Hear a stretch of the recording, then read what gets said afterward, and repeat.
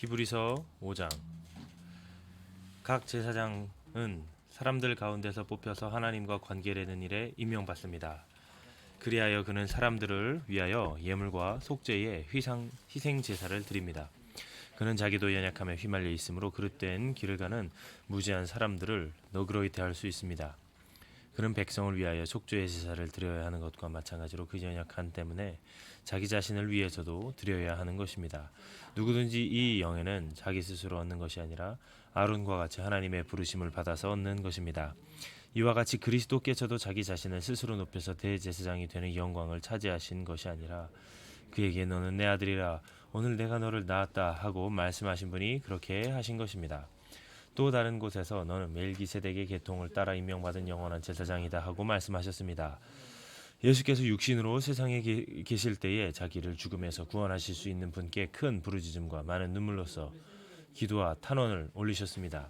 하나님께서는 예수의 경외심을 보시어서 그 간구를 들어주셨습니다. 그는 아드님이시지만 고난을 당하심으로써 순종을 배우셨습니다.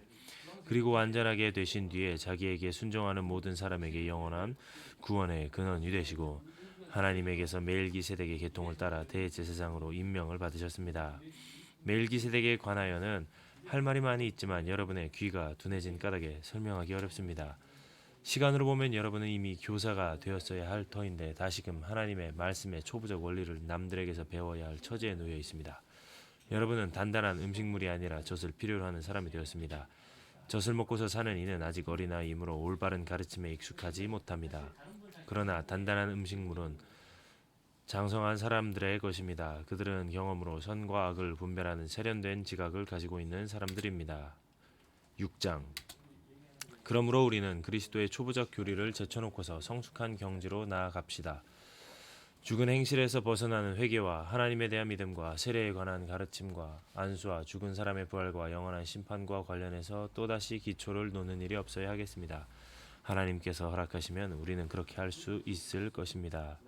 한번 빛을 받아서 하늘의 은사를 맛보고 성령을 나누어 받고 또 하나님의 선한 말씀과 장차 올 세상의 권능을 맛본 사람들이 타락하면 그들을 새롭게 해서 회개에 이르게 할 수 없습니다. 그런 사람들이야말로 하나님의 아들을 다시금 십자가에 못 박아 욕되게 하는 것이기 때문입니다.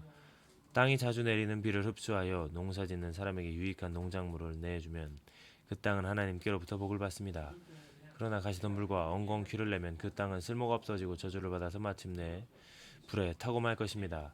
사랑하는 여러분, 우리가 이렇게 말하지만 여러분에게는 구원에 이르게 하는 더 좋은 것들이 있다는 것을 확신합니다.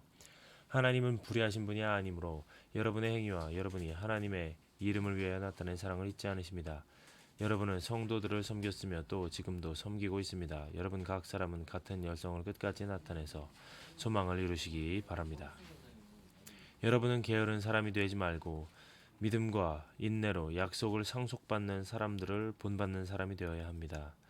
하나님께서는 아브라함에게 약속하실 때 자기보다 더 큰 분이 계시지 아니하므로 자기를 두고 맹세하시고서 말씀하시기를 내가 반드시 너에게 복을 주고 복을 줄 것이며 너를 번성하게 하고 번성하게 하겠다 하셨습니다. 그래야 아브라함은 오래 참은 끝에 그 약속을 받은 것입니다.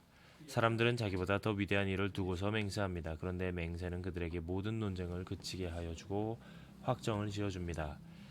그래서 하나님께서는 그 약속을 상속받는 사람들에게 하나님의 뜻이 변하지 않는다는 것을 더욱 환히 나타내 보이시려고 맹세로서 보증하여 주셨습니다. 이는 앞에 놓인 소망을 붙잡으려고 세상에서 피하여 나온 사람들인 우리가 이 두 가지 변할 수 없는 사실 곧 하나님의 약속과 맹세를 의지하여 큰 위로를 받게 하려는 것입니다. 하나님께서는 약속하시고 맹세하실 때에 거짓말을 하실 수 없습니다. 우리에게는 이 소망이 있으니 그것은 안전하고 확실한 영혼의 탓과 같아서 휘장 안까지 들어가게 해줍니다. 예수님께서는 앞서서 달려가신 분으로서 우리를 위하여 거기에 들어가셔서 멜기세덱의 계통을 따라 영원히 대제사장이 되셨습니다. 7장. 이 멜기세덱은 살레망이요 지극히 높으신 하나님의 제사장이었습니다. 그는 아브라함이 여러 왕을 무찌르고 돌아올 때 그를 만나서 축복해 주었습니다. 아브라함은 모든 것의 10분의 1을 그에게 나누어 주었습니다. 첫째로 멜기세덱이라는 이름은 정의의 왕이라는 뜻이요. 다음으로 그는 또한 살렘 왕인데 그것은 평화의 왕이라는 뜻입니다. 그에게는 아버지도 없고 어머니도 없고 족보도 없고 생의 시작도 없고 생명의 끝도 없습니다. 그는 하나님의 아들과 같아서 언제까지나 제사장으로 계신 분입니다. 멜기세덱이 얼마나 위대한가를 생각해 보십시오. 족장인 아브라함까지도 가장 좋은 전리품의 10분의 1을 그에게 바쳤습니다. 레위 자손 가운데서 제사장 직분을 맡은 사람들은 자기네 동족인 이스라엘 백성에게서 비록 그 백성도 아브라함의 자손이지만 율법을 따라 10분의 1을 받아들이라는 명령을 받았습니다. 그러나 멜기세덱은 그들의 족보에 들지도 않지만 아브라함에게서 10분의 1을 받았고 하나님의 약속을 받은 그 사람을 축복해 주었습니다. 두말할 것 없이 축복은 아랫사람이 윗사람에게서 받는 법입니다. 한편에서는 죽을 수밖에 없는 사람이 10분의 1을 받고 다른 한편에서는 살아계시다고 입증되시는 분이 그것을 받습니다. 말하자면 10분의 1을 받는 레위까지도 아브라함을 통해서 10분의 1을 바친 셈이 됩니다. 멜기세덱이 아브라함을 만났을 때에는 레위는 아직 자기 조상 아브라함의 허리 속에 있었으니 말입니다. 그런데 이 레위 계통의 제사장직과 관련하여 이스라엘 백성은 율법으로 지령을 받기는 하였습니다. 그럼 만일 그 제사장직으로 완전한 것이 이루어질 수 있었다면 아론의 계통이 아닌 멜기세덱의 계통을 따른 다른 제사장이 생겨날 필요가 어디에 있겠습니까? 제사 직분에 변화가 생기면 율법에도 반드시 변화가 생기기 마련입니다. 이런 말을 가리키는 분은 레위 지파가 아닌 다른 지파에 속한 분입니다. 그 지파에 속한 사람으로서는 아무도 제단에 종사한 적이 없습니다. 우리 주님께서는 유다 지파에서 나신 것이 명백합니다. 그런데 모세는 제사장들에 관하여 말할 때에 이 지파와 관련해서는 말한 것이 아무것도 없습니다. 멜기세덱과 같은 모양으로 다른 제사장이 생겨난 것을 보면 이 사실은 더욱더 명백합니다. 그는 제사장의 혈통에 따라서 규정한 율법에 따라 제사장이 되신 것이 아니라 썩지 않은 생명의 능력을 따라 되셨습니다. 그를 두고서 말하기를 너는 멜기세덱의 계통을 따라서 영원히 제사장이다 한 증언이 있습니다. 전에 있던 계명은 무력하고 무익함으로 폐하게 되었습니다. 율법은 아무에게도 완전하게 하지 못합니다. 그래서 하나님께서는 더 좋은 소망을 우리에게 주셨습니다. 우리는 이 소망을 힘입어서 하나님께 가까이 나아갑니다. 그리고 예수께서는 하나님의 맹세 없이 제사장이 되신 것이 아닙니다. 레위 계통의 사람들은 맹세 없이 제사장이 되었습니다. 그러나 예수께서는 자기에게 말씀하시는 분의 맹세로 제사장이 되신 것입니다.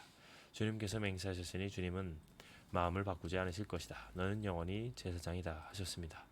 이렇게 해서 예수께서는 더 좋은 언약을 보증하시는 분이 되셨습니다. 또한 레위 계통의 제사장들은 죽음 때문에 그 직무를 계속할 수 없어서 그 수가 많아졌습니다. 그러나 예수는 영원히 계시는 분이므로 제사장직을 영구히 간직하십니다. 따라서 그는 자기를 통하여 하나님께 나오는 사람들을 완전하게 구원하실 수 있습니다. 그는 늘 살아계셔서 그들을 위하여 중재의 간구를 하십니다. 예수는 이러한 제사장으로 우리에게 적격이십니다. 그는 거룩하시고 순진하시고 순결하시고 죄인들과 구별되시고 하늘보다 높이 되신 분이십니다.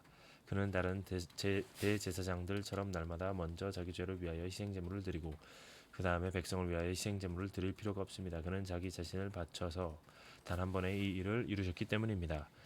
사람들에게 약점이 있어도 율법은 어쩔 수 없이 그들을 대제사장으로 세우지만 율법이 생긴 이후에 하나님께서 맹세하신 말씀은 영원히 완전하게 되신 아들을 대제사장으로 세웠습니다. 8장 지금 말한 것들의 요점은 이러합니다. 곧 우리에게 이와 같은 대제사장이 한 분 계시다는 것입니다. 그는 하늘에서 지엄하신 분의 보좌 오른편에 앉으셨습니다. 그는 성소와 참 장막에서 섬기시는 분이십니다. 이 장막은 주님께서 세우신 것이요 사람이 세운 것이 아닙니다. 모든 대제사장은 예물과 제사를 드리는 일을 맡게 하려고 세우신 사람입니다. 그러므로 이 대제사장도 무엇인가 드릴 것을 가지고 있어야 합니다. 그런데 그가 땅에 계신다고 하면 제사장이 되지는 못하실 것입니다. 땅에서는 율법을 따라 이미 예물을 드리는 사람들이 있기 때문입니다. 그러나 그들은 하늘에 있는 것들의 모형과 그림자에 지나지 않는 땅에 있는 성전에서 섬깁니다. 모세가 장막을 세우려고 할 때 너는 명심하여 내가 산에서 내게 보여준 그 모형을 따라 모든 것을 만들어라 하고 말씀하신 하나님의 지시를 받은 것입니다. 그러나 이제 그리스도께서는 더욱 훌륭한 직무를 맡으셨습니다. 그가 더 좋은 약속을 바탕으로 하여 세운 더 좋은 언약의 중재자이시기 때문입니다. 그 첫째 언약의 결함이 없었더라면 두 번째 언약이 생길 여지가 없었을 것입니다. 그런데 하나님께서는 자기 백성을 나무라시면서 이렇게 말씀하셨습니다. 주님께서 말씀하신다. 보아라, 날이 이를 것이다. 그때 내가 이스라엘 집과 유다 집과 더불어 새 언약을 맺을 것이다. 또 주님께서 말씀하신다. 이 새 언약은 내가 그들의 조상들의 손을 잡고 이집트 땅에서 인도하여 내던 날에 그 조상들과 맺은 언약과 같은 것이 아니다. 그들은 내 언약을 지키지 않았으므로 나도 그들을 돌보지 않았다. 또 주님께서 말씀하신다. 그날 뒤에 내가 이스라엘 집과 맺을 언약은 이것이니 나는 내 율법을 그들의 생각에 넣어주고 그들의 마음에다가 새겨주겠다.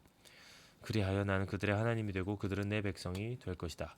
그리고 그들은 각각 자기 이웃과 자기 동족을 가르치려고 주님을 알라고 말하는 일이 없을 것이니 작은 사람으로부터 큰 사람에 이르기까지 모두 나를 알 것이기 때문이다. 내가 그들의 불의함을 긍휼히 여기겠고 더 이상 그들의 죄를 기억하지 않겠다.